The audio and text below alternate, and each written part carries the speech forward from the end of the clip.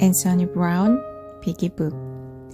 Mr. Piggy lived with his two sons, Simon and Patrick, in a nice house with a nice garden and a nice car in the nice garage.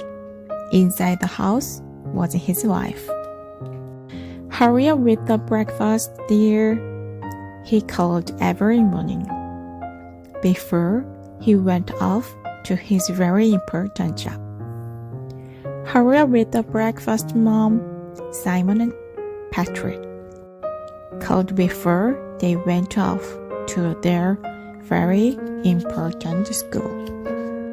After they left the house, Mrs. Piggy washed all the breakfast things, made all the beds, vacuumed all the carpets, and then she went to work. "Hurry up with the meal, Mom," the boys called every evening when they came home from their very important school. "Hurry up with the meal, old girl," Mr. Piggy called every evening when he came home from his very important job. As soon as they had eaten, Mr. Piggy washed the dishes, washed the clothes, did ironing, and then she cooked some more. One evening, when the boys got home from school, there was no one to greet them. "Where's Mom?" demanded Mr. Piggy when he got home from work. On the mantelpiece was an envelope. Mr. Piggy opened it. Inside was a piece of paper. "You are pigs." "But what shall we do, Mr. Piggy?" They had to make their own meal. It took hours, and it was horrible. Next morning, they had to make their own breakfast. It took hours, and it was horrible.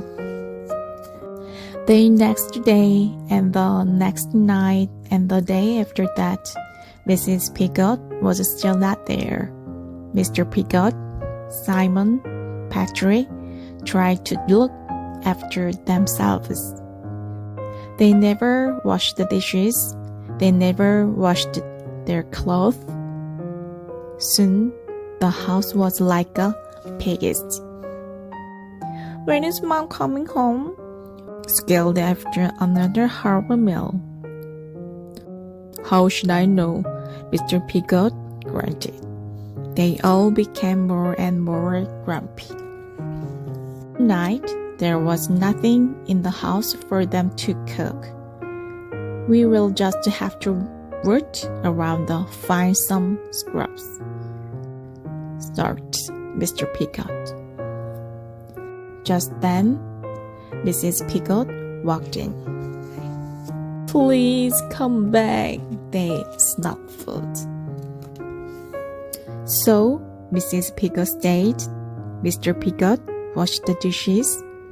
Patrick and Simon made the beds. Mr. Piggy did their, and they all helped with the cooking. They actually enjoyed it. Mom was happy too. She mended the car. Good night.